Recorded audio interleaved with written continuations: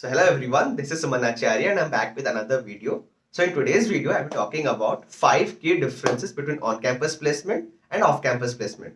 I will be discussing these differences on the basis of various parameters such as does your college matters, does your branch matters, what is the level of difficulty, whether on-campus is more difficult or off-campus is more difficult, what is the code of conduct that is being followed, and how much is the weightage of your CGPA and resume.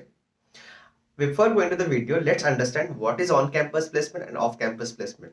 So on-campus placements are the placement that is brought to you by your college.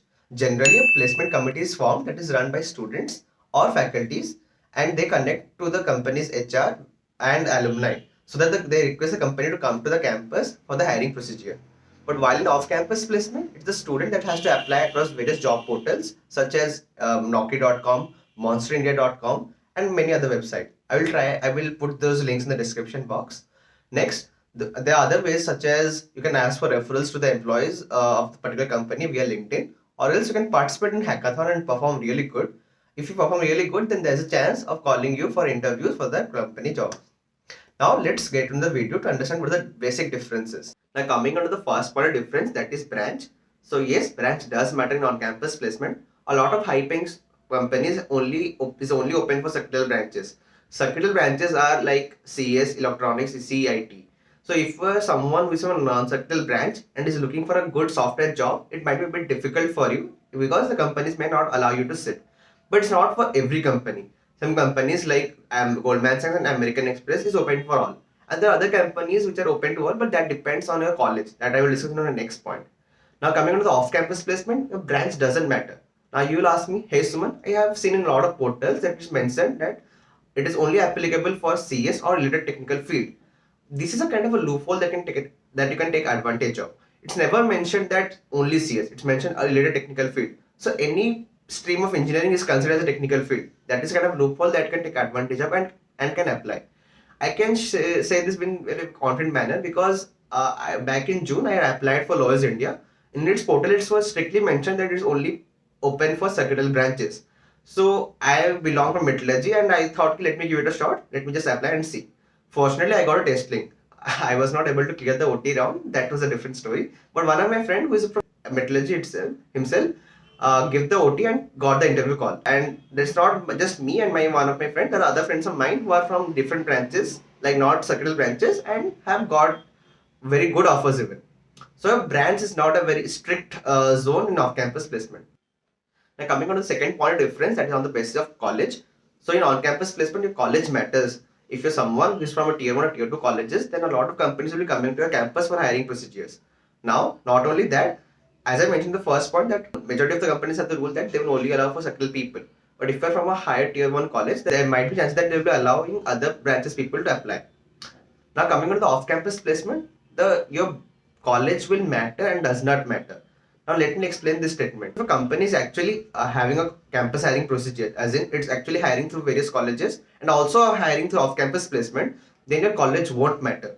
But if a company is only hiring through off-campus placement, then your college will matter. Now coming on the third point difference, that is on the basis of CTC offered.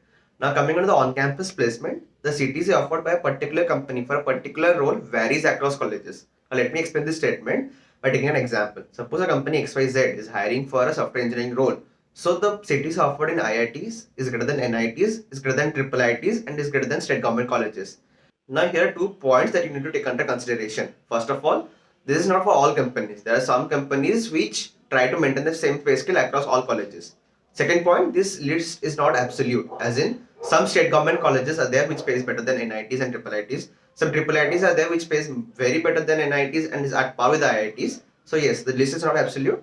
The list is bit relative and it depends on the NIRF ranking and the past history of the recruiters, like how much they have paid and how much they are willing to pay. So if a company is hiring through off-campus drive, then the CTC offered is same for all the students irrespective of their colleges. So if you're someone who is from a state government college and got selected to the off-campus drive procedure, and there's another person who is from IIT and got selected to the same position through off-campus procedure, the CTC offered to both the students will be same. Generally, the CTC offered in the off-campus placement is the maximum, as in if the company is paying around 15 LPA in on-campus hiring procedure in IITs, they'll also pay the same amount in off-campus procedure as well. Now coming on to the fourth point difference, that is on the basis of resume. So in on-campus placement, a very few companies are there which have the first round as resume shortlisting. Majority of the companies have first round as OT, that is followed by interviews. Now, if your resume is not very outstanding, rather a basic one, and you're quite thorough with it, then it's quite good to go for on-campus placement. You just need to have a basic resume, and in the interview, they will just ask about your resume, like what I have mentioned, and about the project that you have done. That is enough.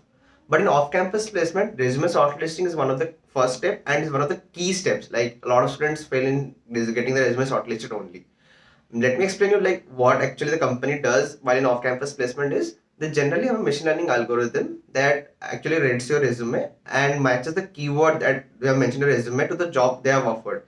If your resume is up to their mark and the I mentioned proper your projects and your role you have worked in internship is matching with the role they're looking for, then your resume gets shortlisted. If you want me to make a video on like about how to get your resume shortlisted in off-campus placement, so do mention in the comment below. I will try to find out some resources and also take help of my friends, like how they will help me out. Now coming on to the last point of difference, that is on the basis of level of difficulty. So in on-campus placement, you compete with the students of your own college, and the competition pool decreases once the students start getting placed. So to get placed in a particular role in a particular company is way easier in on-campus than in off-campus. Now let us understand why it is so.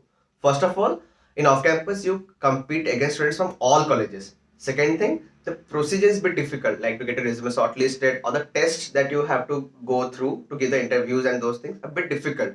Third, the competition never decreases because in off-campus placement there is no regulatory body that keeps a track on you. Like if you're already having an offer from your college or you're already having an offer from a off-campus offer, you can still apply for other offers. There is no one to keep a track on it that whether you're placed or not. But this is not the scenario in on-campus placement. Because in on-campus placement, there's a placement committee or the placement cell that keeps track of placement. And once you're placed, you may or may not be allowed to seek for further placement. You can check this out with the placement policy of your own college. So these were the 5 key differences that I had to share with you. Now, having a mindset for off-campus placement will be really beneficial for you, because if a company is visiting on campus and you are already prepared for off campus, then the CV and the practice that you did for that off campus placement will make the on campus placement very easy, seem very easy to you. Next thing, that if you're directly planning for off campus placement, then it's better to prepare for it a bit earlier. So if you found this video to be useful, then do press a like button, share this video, and do subscribe to my channel. Next thing, if you want to have any further discussion regarding it, then do mention in the comments, and have a good day.